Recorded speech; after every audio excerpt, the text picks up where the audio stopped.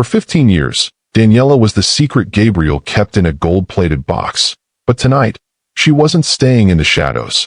She was going to burn the box down and dance in the ashes. Welcome message. Welcome back, my wonderful family and friends. I am Mr. Zaha. Thanks for tuning in today. A kind words from a man who has seen it all. Marriage are not mostly bed of roses. Sometime you need more of. More of what? Can't say. Continue watching, and you will surely know what to do in situations like this. Kindly hit that subscribe button and drop a comment letting me know where you're watching from. Tomorrow, I'll be bringing you another exciting story you definitely don't want to miss. So let's get started. The San Francisco fog didn't just roll off the bay. It crept like a living thing, a silent, gray shroud that swallowed the jagged peaks of the Golden Gate Bridge and muffled the frantic pulse of the city below. But up in the heights of Atherton, in the zip code where net worth was measured in hectares and secrecy was the ultimate currency, the fog felt different. It felt like an accomplice. Inside the Miller estate, a $40 million architectural marvel of seamless glass and cold, white limestone, the silence was absolute. It was the kind of silence that didn't just indicate a lack of noise, but a lack of life.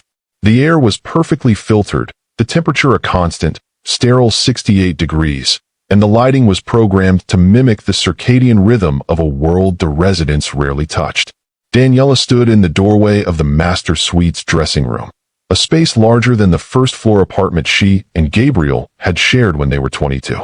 She was wrapped in a simple silk robe, her feet bare on the heated marble floors. Her reflection in the floor-to-ceiling mirrors looked like a smudge of charcoal on a pristine canvas. At 38, she was still beautiful, but it was a beauty that had been preserved in amber, static, unvisited, and increasingly irrelevant. Across the room, Gabriel was preparing for the Apex Gala. Gabriel Miller, the Oracle of the Valley, was a man of sharp angles and sharper instincts. At 50, he possessed the rugged, silver-templed vitality of a man who spent his mornings with a personal trainer and his afternoons deciding the fate of global telecommunications. He was adjusting his cufflinks, custom-made obsidian studs that caught the light like frozen oil. "You're using the wrong mirror," Daniela said, her voice sounding thin and raspy to her own ears. It was the first time she had spoken in 4 hours. Gabriel didn't turn around. He leaned closer to the glass, checking the knot of his silk bow tie with the same clinical precision he used to analyze a term sheet. "This mirror has the better lighting, Danny. You know that.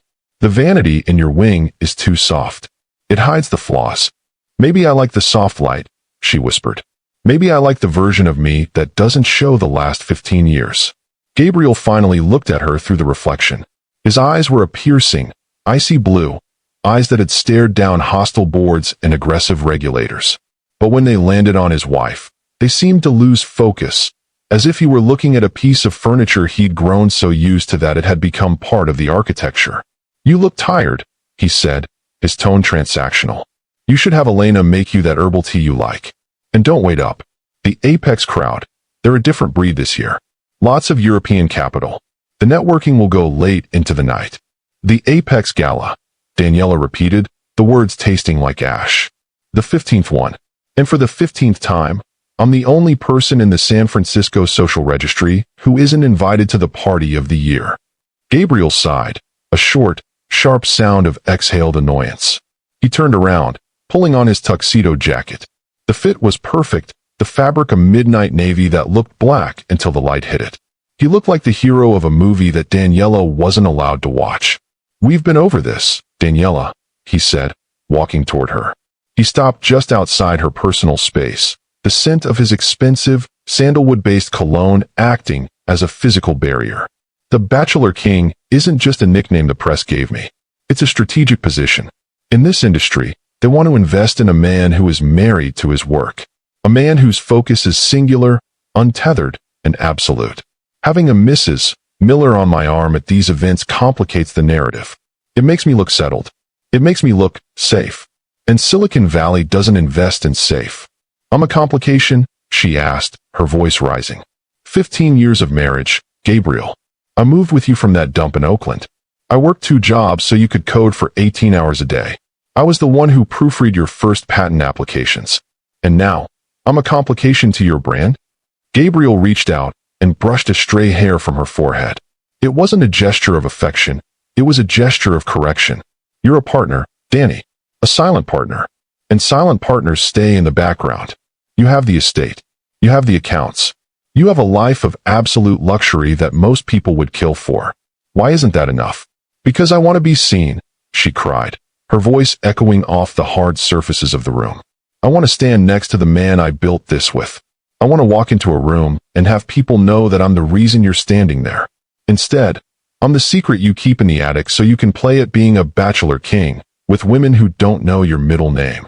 Gabriel's face hardened. The mask of the visionary slipped, revealing the cold, ego-driven engine underneath. Don't be dramatic, Daniela. It doesn't suit you. I'm doing you a favor. Those parties are Shark Tanks. You'd be miserable. Now, eat your dinner, read your book, and I'll see you in the morning. He didn't wait for a response. He turned on his heel, his leather shoes clicking with a rhythmic, predatory finality on the floor. A moment later, the heavy oak door thudded shut. Before we continue into the hollow heart of this mansion, I want to ask you a question. Have you ever felt like you were this silent partner in your own life? Like someone else was taking the credit for the work you did in the shadows? If you've ever felt invisible, drop a me in the comments. Let's see how many of us are hiding in plain sight. Daniela stood in the center of the room until the sound of his Ferrari's engine faded into the distance. She felt a strange, terrifying hollowness in her chest, a sense of nothingness that was more painful than grief. She walked into Gabriel's home office. It was a room of dark wood and monitors, the nerve center of his empire. Usually, she stayed out of here. It was his sanctum, a place where the bachelor king made the decisions that moved the world. But tonight, the door had been left slightly ajar. She sat in his ergonomic chair. It was cold. She looked at his desk, piled with documents, and her eyes landed on his personal iPad. He'd left it behind in his haste to get to the gala. She shouldn't have looked. A part of her knew that what she was about to find would be the final crack in the glass. But she couldn't stop herself. Her fingers trembled as she swiped the screen. It wasn't locked. Gabriel was so confident in his control over his world that he didn't even bother with the passcode at home. The first thing she saw was the messaging app. The red dress tonight, Gabe. Just like you like. I'm at the Fairmont. Don't make me wait. Gabriel, I'm leaving now. The wife is settled. See you in 20. Does she even suspect? The bachelor king needs to keep his secrets well guarded. Gabriel, she doesn't suspect a thing. She lives in a world I built for her. She sees what I want her to see.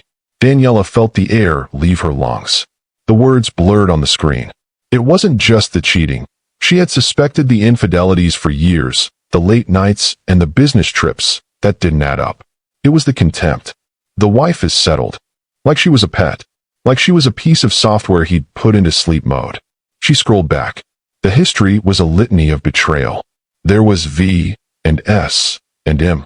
There were photos of Gabriel in Paris, in London, in Tokyo, always with a different woman, always playing the part of the unattached, high-powered visionary. He had spent 15 years erasing her, so he could live 1,000 lives without her. She looked at the date of the message about Paris. It was the same week she had been in the hospital for her gallbladder surgery. He had told her he was at a critical summit in Zurich. He had sent her flowers, beautiful, expensive lilies that smelled of a funeral. While she had been waking up from anesthesia alone, he had been sipping wine under the Eiffel Tower with a woman who wore red silk. A slow, crystalline heat began to move through Daniela's veins. It started in her fingertips and moved up her arms, burning away the fog of depression that had clouded her mind for years. She stood up and walked back to the master suite. She bypassed her own closet and went to the very back of the storage wing. There, hidden behind a row of winter coats they never wore, was a garment bag she hadn't opened in 3 years. She unzipped it. The midnight emerald silk spilled out like a wave of dark water. She had bought it for their 10th anniversary, a night Gabriel had spent at a last-minute closing in New York. She had never worn it. She had kept it as a monument to her own hope. No more, she whispered. She picked up the phone. She didn't call the house manager. She didn't call a car service. She called Marcus Thorne's private line. Marcus was Gabriel's biggest rival, a man who had been trying to beat Miller Tech for a decade. Marcus? It's Daniela Miller. There was a long pause on the other end. Daniela? To what do I owe this? Unexpected honor. You're at the Fairmont, aren't you? At the gala? I am. It's the usual den of vipers. Gabriel is currently being photographed with a woman who looks remarkably like a marketing director from Berlin. Why do you ask? Daniela gripped the emerald silk. I need an invitation. Or rather, I need a guest.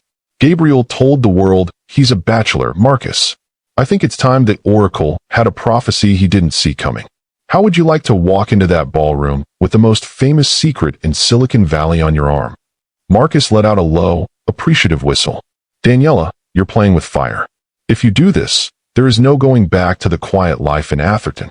I don't want the quiet life anymore, Marcus. I want to be loud. I want to be so loud that Gabriel can't hear his own lies anymore. I'll have a car at your gates in 20 minutes, Marcus said, his voice laced with the thrill of the hunt. And Daniela? We're something that screams. I want the cameras to go blind when you walk in. Daniela hung up. She looked at the emerald dress. It didn't look like a monument to hope anymore. It looked like a weapon. She spent the next 20 minutes in a trance of focused fury. She did her own makeup, not the natural, soft look Gabriel preferred, but a bold, smoky eye and a lip the color of crushed cherries. She did her hair in a sophisticated, architectural updo that exposed the elegant line of her neck. When she stepped into the emerald dress, it felt like she was putting on armor. The silk was cold and heavy, the back plunging to the base of her spine. She looked in the mirror, and for the first time in 15 years, she didn't see a ghost. She saw a woman who was about to set her own house on fire just to see the glow. She grabbed the black card from the vanity, the one Gabriel gave her for household expenses, the one with a $5 million limit that he never checked because he assumed she was too timid to spend it on anything but groceries and linen. Tonight, Gabriel, she said to the empty room, the household expenses are going to include the cost of your soul. She walked down the grand staircase, her heels clicking on the stone like a countdown. Outside, a black Maybach pulled up to the gates. The driver stepped out, looking confused. He had been told to pick up Mrs. Miller, but he was looking at a goddess. Daniela stepped into the car. As the gates of the estate whirred shut behind her, she didn't look back. She didn't think about the poached salmon in the fridge or the television in the bedroom. She thought about the Fairmont. She thought about the flashbulbs. And she thought about the look on Gabriel's face when he realized that the Bachelor King was about to lose his kingdom to the woman he thought he'd buried. The invisible woman was gone. The Emerald Storm was coming. The Fairmont San Francisco sat atop Nob Hill like a neoclassical fortress of old money and new power. Tonight, it was the epicenter of the global tech consciousness. Outside the grand entrance, the air was thick with the scent of expensive exhaust and the ozone of 1,000 flashbulbs. A barricade of paparazzi and social media influencers lined the red carpet, their lenses trained on the steady stream of black SUVs and Italian sports cars. Inside the Maybach, Daniela watched the chaos through tinted glass. Her heart was a frantic bird trapped in a cage of silk, but her hands were steady. Beside her, Marcus Thorne adjusted his tie. He was a man of sharp features and a reputation for being a shark in a world of piranhas. He looked at Daniela with a mixture of professional admiration and genuine curiosity. You realize, Marcus said, his voice a low rumble over the purr of the engine, that the moment you step out of this car, the world as you know it ends. Gabriel doesn't just value his privacy, Daniela, he weaponizes it. You are about to strip him of his most effective shield. It's not a shield, Marcus, Daniela replied, her gaze fixed on the Fairmont's golden doors. It's a shroud. He didn't hide me to protect me. He hid me to erase me. I'm not ending his world. I'm finally entering it.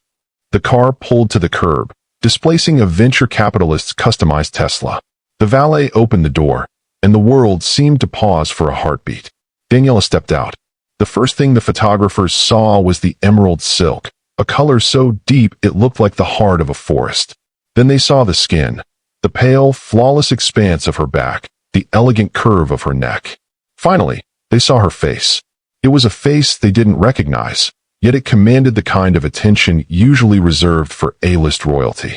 Marcus stepped out beside her, offering his arm.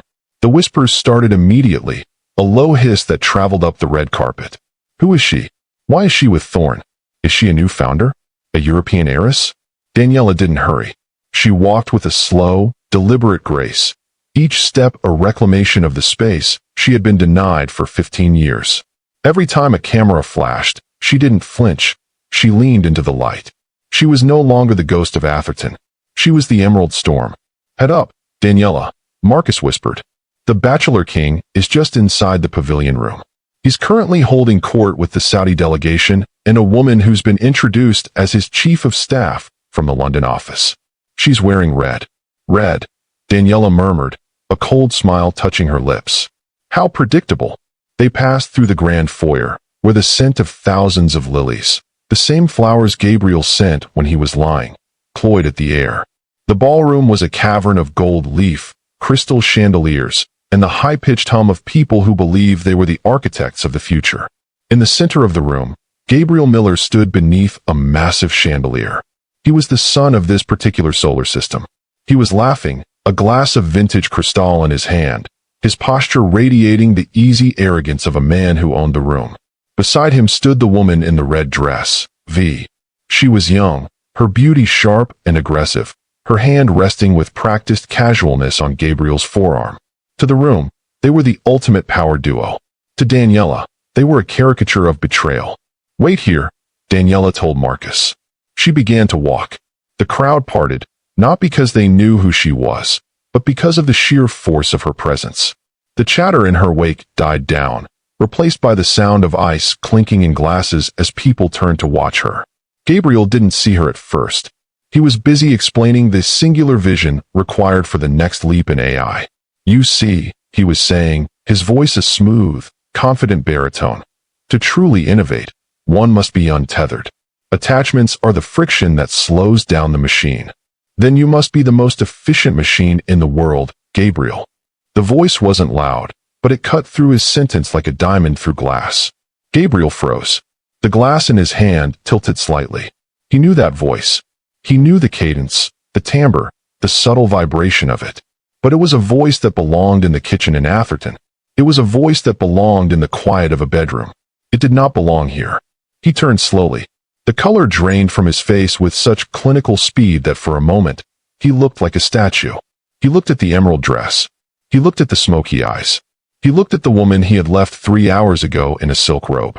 Daniela, the name escaped him as a strangled whisper. The woman in the red dress, V, stiffened. She looked Daniela up and down, her eyes narrowing with the instinct of a predator sensing a superior rival. "Gabe? Who is this?" Daniela didn't look at V. She kept her eyes locked on Gabriel's. She saw the panic flaring in his pupils, the way his jaw tightened as his mind raced to find a strategy. "You forgot to introduce me, darling," Daniela said, her voice carrying to the surrounding circle of socialites and investors. She stepped closer, the emerald silk whispering against the floor. "I suppose after 15 years, it's easy to lose track of the details. What are you doing here?" Gabriel hissed, his voice so low only she could hear it. His eyes darted to the photographers nearby, who were already sensing the kill and moving in. "I'm doing what you've done for a decade and a half, Gabriel," she said, her smile bright and terrifyingly sharp. "I'm networking. I've already introduced myself to the board of directors. They were so surprised to find out you had a wife. They seemed to think you were a monastic visionary. I had to correct them. I told them you were a very busy man, but never too busy for family. Daniela, get out." "Now," Gabriel muttered, his hand reaching out to grip her arm, but she pivoted away, moving into the light of a nearby camera flash. "Why so tense, Gabriel?" she asked loudly. "Is it the chief of staff?" She finally turned her gaze to V. "You must be Victoria. Or is it just V in the messages?" "I'm Daniela Miller, Gabriel's wife, the one who was settled for the evening." The circle of onlookers gasped. The Bachelor King was being dismantled in real time. The woman in the red dress turned a deep, humiliated crimson that matched her gown. She looked at Gabriel, expecting a defense, a lie, anything. But Gabriel was speechless. "Before we see Gabriel's world truly fall apart, I want to ask you, what's the most powerful way to handle a betrayal? Is it a quiet exit, or is it making sure the truth is as loud as the lie? Let me know in the comments. I'm reading every one." "I think the room is ready for you now, Gabriel," Daniela said, her voice dropping to a silk-wrapped blade. "The mask is off. The Oracle is just a man with a secret, and the secret is standing right in front of you." Gabriel looked around the room. He saw his chief operating officer's look of horror. He saw Marcus Thorne standing at the edge of the crowd, a glass raised in a silent, mocking toast. He saw the photographer's bulbs exploding in a rhythmic, merciless pattern. His brand, the billions of dollars tied to his singular, unattached genius, was evaporating. "I'm taking her home," Gabriel said to the crowd, his voice strained, trying to salvage a shred of dignity. He reached for Daniela again, but she stepped back, her eyes flashing with a fire he hadn't seen since they were 20. "You aren't taking me anywhere, Gabriel. I came here with Marcus. I'm staying for the salmon. I hear it's much better than the poached version in our fridge." She turned her back on him then, a move of such absolute dismissal that it felt more violent than a slap. She walked back toward Marcus, her head held high, leaving Gabriel Miller standing in the center of his own empire, looking smaller than he had ever looked in his life. The Bachelor King was dead. The Emerald Storm had just begun. The ride back to the Atherton estate was a journey through a vacuum. Inside the plush, soundproof cabin of the car, the only sound was the low, electric hum of the vehicle and the jagged, uneven breathing of a man whose world had just been decapitated. Gabriel sat pressed against the far door, his silhouette illuminated by the passing neon of the city. He looked like a man who had survived a plane crash only to realize he was the one who had sabotaged the engines. Daniela sat perfectly still, her hands resting on the emerald silk of her lap. She felt a strange, cold clarity. The adrenaline of the gala, the intoxicating rush of seeing Gabriel's face crumble in front of the cameras, was beginning to settle into a deep, heavy exhaustion. She had pulled the curtain back, but the stage was now empty, and the audience was gone. They reached the gates of the estate. The massive iron bars whirred open with a sound that usually suggested safety and exclusivity. Tonight, it sounded like a tomb closing. Gabriel was out of the car before the driver could round the bumper. He didn't wait for Daniela. He stormed into the house, the heavy oak doors slamming against the limestone walls with a crack that echoed through the three-story foyer. "Are you satisfied?" Gabriel's voice was a low, dangerous growl. He didn't turn on the lights. He stood in the center of the dark living room, a shadow among shadows. "You didn't just make a debut, Daniela. You committed professional suicide for both of us." The Series D investors? They were already on the fence about the new AI launch. Now, they're gone. They don't want to be associated with a domestic scandal. You've wiped $1 billion off the valuation of Miller Tech in 60 minutes. Daniela stepped into the room, her bare feet silent on the marble. She began to unfasten the gold clasps of her heels, dropping them onto the floor. "I didn't wipe anything away, Gabriel. I just showed them the balance sheet. You've been operating with a deficit of truth for 15 years. I just finally called in the debt." "The debt?" Gabriel laughed, a harsh, jagged sound. "I gave you everything. This house, the cars, the accounts that you just used to fund a public execution. Most women would kill for the life you have, and you threw it away because you were bored on a Saturday night." "I wasn't bored, Gabriel. I was erased." Daniela walked toward him, the emerald silk of her dress shimmering in the moonlight like a dying star. "You didn't give me a life. You gave me a cage and painted it gold. You spent 15 years making sure the world forgot I existed so you could play at being a Bachelor King. Did you think I was a piece of software you could just keep running in the background while you explored other interfaces?" Gabriel turned on her, his face inches from hers. The oracle was gone. The visionary was gone. In his place was a man whose vanity had been flayed open. "I was building a legacy. In this valley, they don't invest in nice guys with wives and mortgages. They invest in the obsessive, the singular. I had to be that person to get us here." "No," Daniela whispered, her voice steady and cold. "You had to be that person to satisfy your ego. You didn't do this for us. You did this so you could walk into a room and feel like you were the only person who mattered. And the moment I reminded you that you weren't alone, the moment I reminded you that you're a husband, you hit the delete key." She walked to the wet bar and poured a glass of water, her hand trembling. The crystal clinked against the pitcher, the only sound in the $40 million silence. "I saw the messages, Gabriel. I saw what you said to V. The wife is settled. Like I'm a dog you put in a crate before you go to work. While I was in the hospital 3 years ago, you were in Paris. While I was grieving my mother's death, you were at a summit, in London that happened to be at a boutique hotel with a marketing director. You didn't just hide me, you replaced me. Over and over again. Before we dive into Gabriel's response, I want to ask, is there any coming back from a betrayal that is both public and private? Can a marriage survive when it's been turned into a battlefield of egos? Share your thoughts in the comments. I'm reading every one. Gabriel sank into a leather armchair, his head falling into his hands. The silence stretched between them, heavy and jagged. For the first time in 15 years, he had no strategy. He had no PR team to spin this. He was just a man sitting in the dark with the woman he had broken. I didn't think you'd find out, he muttered, his voice muffled by his palms. I thought you were happy here. I thought the things I bought, the security I provided. I thought that was the trade-off. The trade-off for my soul? Daniela asked. The trade-off for my dignity?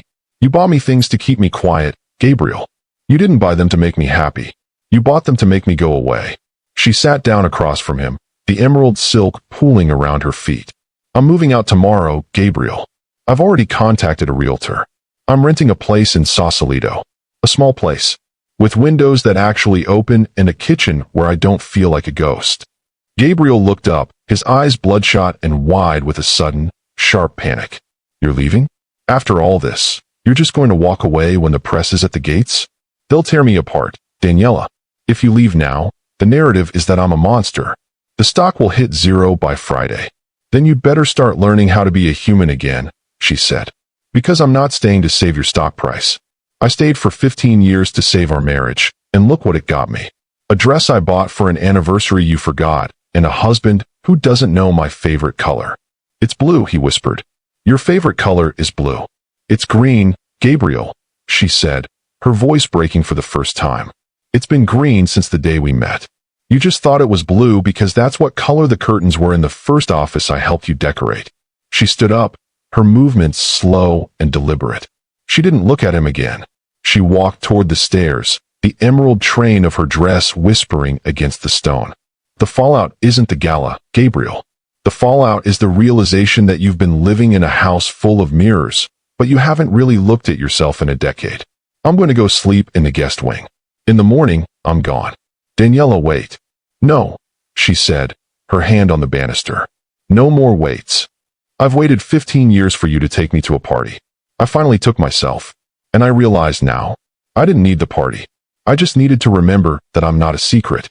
She climbed the stairs, the sound of her footsteps fading into the upper reaches of the mansion. Gabriel stayed in the dark living room, surrounded by the glass and steel of his empire, realizing that for the first time in his life, he was the only person in the room. And the room was empty. The billionaire was sitting in the rubble of his own making. The wife was finally walking into the light. The following week in Silicon Valley was a masterclass in corporate and personal demolition. The Bachelor King had been dethroned not by a competitor's superior tech, but by a woman in an emerald dress who had simply decided to exist. Gabriel sat in his office on the 50th floor of the Miller Tower, the glass walls offering a panoramic view of a city that was currently laughing at him. His phone was a vibrating hornet's nest of notifications. The board of directors had called 3 emergency sessions in 48 hours. The V from the messages, Victoria, had been placed on administrative leave, and the press was camped outside the building like a medieval army laying siege to a castle. He looked at the front page of the Wall Street Journal. The headline wasn't about his new AI architecture. It was about the hidden Mrs. Miller. The article dissected his 15-year charade with a clinical cruelty, questioning the ethics of a leader who could systematically erase his own life partner. Gabe, you need to look at this. Marcus, his COO, walked in. He looked exhausted. The Series D lead investors just pulled their term sheet. They said they can't have the face of the brand associated with archaic domestic deception. And the Bachelor King trademarks? People are already selling parody shirts on Market Street. You're a meme, Gabe. A punchline. Gabriel didn't respond. He was staring at a small, framed photo he had pulled from the back of a drawer, a photo from 2011. It showed him and Daniela in their first real office, a cramped space over a dry cleaner. She was bringing him a cup of coffee, her face glowing with a pride that had nothing to do with the stock price. I thought I was protecting it all, Gabriel whispered, his voice sounding like dry leaves. I thought if I kept the two worlds separate, Neither could hurt the other. You didn't separate them, Gabe. You sacrificed one to feed the other, Marcus said, his voice surprisingly soft. And now the monster you fed is hungry, and it's coming for you. Before we see the moment Gabriel finally breaks, I want to ask you, have you ever reached a point where your success felt like a prison? Where you realized that everything you built was standing on a foundation of lies? Tell me about your moment of truth in the comments. I'm reading every one. That evening, Gabriel didn't take the car service. He drove himself. He didn't go back to the mausoleum in Atherton. He drove across the bridge to Sausalito. He found the cottage Daniela had rented. It was a humble, cedar-shingled building tucked away in a grove of eucalyptus trees. It smelled of salt air and blooming jasmine. Through the window, he saw her. She wasn't wearing silk or diamonds. She was wearing an old sweatshirt of his, one he thought he'd lost years ago, and she was painting. He watched her for a long time. She wasn't the emerald goddess from the gala. She was the girl from Oakland. The girl who used to paint murals on the sides of community centers while he coded in the basement. He realized with a staggering, physical pain that he had robbed the world of her art for 15 years, just so he could be the only light in the room. He knocked on the door. When she opened it, she didn't scream. She didn't slam it. She just looked at him with a profound, weary sadness. The board sent you to find me, Gabriel. Do they want a joint statement? A stage photo of us holding hands at a park. The board wants me to resign, Gabriel said. He stepped inside. The cottage was small, but it felt more like a home than the mansion ever had. And I think I'm going to give it to them. Daniela froze, a paintbrush still in her hand. You'd leave Millertech? That company is your heart, Gabriel. It's your blood. No, he said. And for the first time in 15 years, he didn't sound like a CEO. He sounded like a man who had just looked in a mirror and didn't recognize the reflection. It was my vanity. I spent today looking at our old photos. I realized that the man in those pictures, the guy who loved you more than he loved his bank account, he's been dead for a long time. I killed him so I could be the Oracle. And the Oracle is a very lonely, very ugly person. He walked over to her, his movements hesitant. He looked at the canvas she was working on. It was an abstract piece, swirls of deep green and gold, but the gold was being chipped away to reveal a vibrant, living light underneath. I'm not here to ask you to come back to the mansion, Danny, he said, his voice cracking. There is no back. I'm here to tell you that I'm turning myself in. Not to the SEC, though they're circling, but to the truth. I've reached out to a journalist. A real one. I'm giving her everything. The offshore accounts I used to hide the Bachelor King lifestyle. The non-disclosure agreements I made V and the others sign. I'm going to burn it all down. Daniela put the brush down. Why? You'll lose the billions, Gabriel. You'll lose the reputation. You'll be the villain of the decade. I'm already the villain, Danny.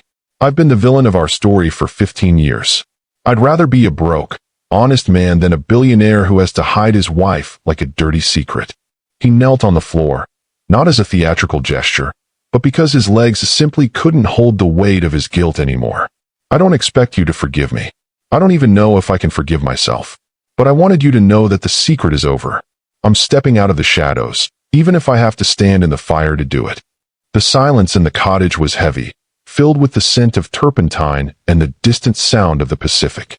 Daniela looked down at the man who had been her hero, her captor, and her husband. She saw the gray in his hair, the tremor in his hands, and the raw, unvarnished fear in his eyes. You're really going to do it? She asked softly. You're going to tell the world that you're just a man who failed his wife. I'm going to tell them I'm a man who almost lost his soul because he forgot that his wife was the only reason he had won, Gabriel whispered. He reached out, his fingers brushing the hem of the sweatshirt she was wearing. His sweatshirt. I don't have a plan, Danny. For the first time in my life, I have no roadmap. I just have today. Daniela didn't pull away. She didn't offer him a hand up, either. She simply sat on the stool and watched him. The climax wasn't a shouting match or a dramatic reunion. It was the sound of a man's ego finally, irrevocably shattering. The journalist is coming tomorrow morning, Gabriel said. If you want to be there, if you want to speak your truth too, I'll be at the Fairmont. Not in the ballroom. In the lobby. Right in the middle of it all. He stood up, looking at her one last time. I'm sorry it took 15 years for me to realize that the most important party I ever missed was the life we were supposed to build together. He walked out of the cottage and into the dark, salt-stung night. Daniela stayed by her canvas, the green and gold paint drying on her hands, realizing that for the first time since Oakland, the man she loved was finally, dangerously, telling the truth. 2 years later, the morning sun over Sausalito didn't hit the glass walls of a skyscraper. Instead, it filtered through the leaves of an ancient oak tree, casting dappled shadows across the porch of a modest, 2-story craftsman house. The air smelled of salt, roasting coffee, and the faint, sharp tang of linseed oil. There were no security gates here. There were no cameras tucked into the eaves. The only oracle in this house was the steady, predictable rhythm of a life lived in the light. Gabriel Miller sat on the porch steps, wearing a pair of old jeans and a t-shirt from a local hardware store. He wasn't looking at a ticker tape or a series of encrypted messages. He was looking at a set of blueprints, not for a new tech campus, but for a community housing project he was consulting on for a local nonprofit. The Great Collapse, as the press had called it, had been as total as Gabriel had promised. The interview at the Fairmont had been the most watched piece of journalism in the history of the Valley. He hadn't held back. He had stood in the center of the lobby, the very place he had once played the Bachelor King, and he had dismantled himself. He spoke of the VS and the SS, the offshore accounts used to fund his double life, and the systematic erasure of his wife. The fallout had been a whirlwind of litigation and public shaming. He had stepped down as CEO. The board had clawed back his stock options.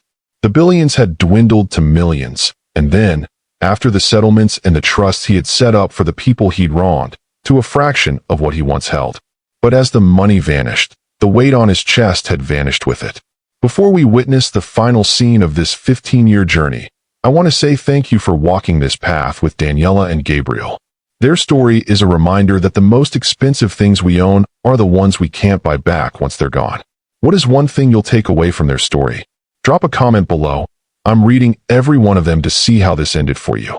Daniela stepped out onto the porch, carrying 2 mugs of coffee. She looked at the blueprints over his shoulder. She wasn't the Emerald Goddess anymore, but she had never been more vibrant. Her hair was loose, her face free of the mask she had worn to the gala, and her hands were stained with a smudge of Prussian blue paint. The planning commission approved the site, Gabriel said, looking up at her. The icy blue of his eyes had softened into something warmer, something more human. We start breaking ground in October. And the board? She asked, sitting down beside him on the steps. They sent a letter. They want to know if I'll come back as a consultant for the ethics committee. Gabriel let out a short, genuine laugh. I told them I'm too busy. I have a gallery opening to prepare for. Daniela smiled, resting her head on his shoulder. After the confession, they hadn't rushed into a happily ever after. They had spent a year living apart, attending intensive therapy, both separately and together. They had had to learn how to speak to each other without the interference of Gabriel's ego or Daniela's resentment. They had to date each other again, starting with coffee in Sausalito and ending with long, honest walks along the bay. Are you nervous about tonight? Gabriel asked. Tonight was the Redemption Gala, a benefit for the arts that Daniela was hosting at her own gallery. It wasn't a masquerade. It wasn't a networking event. It was a celebration of the artists who had been silenced, and for the first time, the Mrs. Miller on the invitation wasn't a secret. I'm not nervous, Daniela said, watching a sailboat cut across the water in the distance.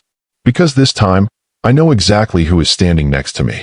I don't have to wonder which version of my husband is going to show up. That evening, the gallery was filled with light. It was a space of white walls and high ceilings, but unlike the mansion in Atherton, it felt warm. The walls were lined with Daniela's latest work, large, explosive canvases that charted the journey from darkness to visibility.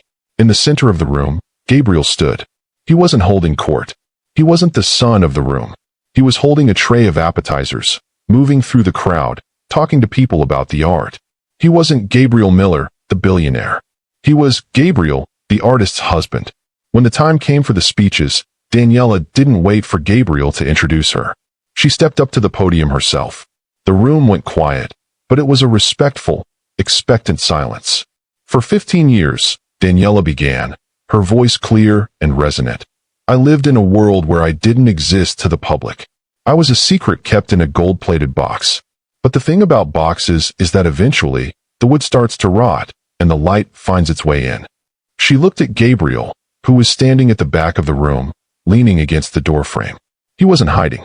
He was right there, in the middle of it all, his gaze fixed on her with a pride that was unvarnished and deep. "Tonight isn't about the parties I missed," she continued. "It's about the life I found. It's about the fact that forgiveness isn't a gift you give to someone else. It's the air you breathe when you finally stop suffocating on the past. I want to thank my partner, my visible, flawed, and honest partner, for finally showing up to the party." The room broke into applause. Gabriel didn't look for a camera. He didn't look for a board member. He walked through the crowd, and when he reached her, he didn't kiss her for the brand. He kissed her because he loved her. "You look beautiful," he whispered into her ear. "I feel seen," she replied. As the guests began to filter out, the two of them stayed behind to turn off the lights. They didn't have a staff of 20 to do it for them. They moved through the gallery together, clicking the switches, the shadows stretching and then disappearing. "One last dance?" Gabriel asked, holding out his hand. There was no music. There was no emerald dress. There was just the sound of the wind in the eucalyptus trees outside, and the hum of the city across the bay. They danced in the dark, a slow, steady sway of two people who had survived the storm and decided to build something on the shore. 15 years, Gabriel whispered. "I wasted so much time, Danny." "No," she said, pulling him closer. "We spent 15 years getting to the truth. Now, we get to spend the rest of our lives living it." They walked out of the gallery together, hand in hand. They didn't get into a limousine. They walked down the street to a small Italian restaurant where the owner knew their names and their favorite wine. As they sat down at a small table by the window, the world outside went on. The tech markets rose and fell, the bachelor kings played their games, and the secrets continued to hide in the shadows. But at that table, under the soft glow of a candle, there were no secrets. There was just a man, a woman, and the beautiful, terrifying, wonderful light of day. The Oracle had finally seen the future, and for the first time, he was actually in it. Thank you so much for watching my story all the way to the end. Your support means everything. Don't forget to subscribe to my channel and drop a comment below. I'd love to hear your thoughts.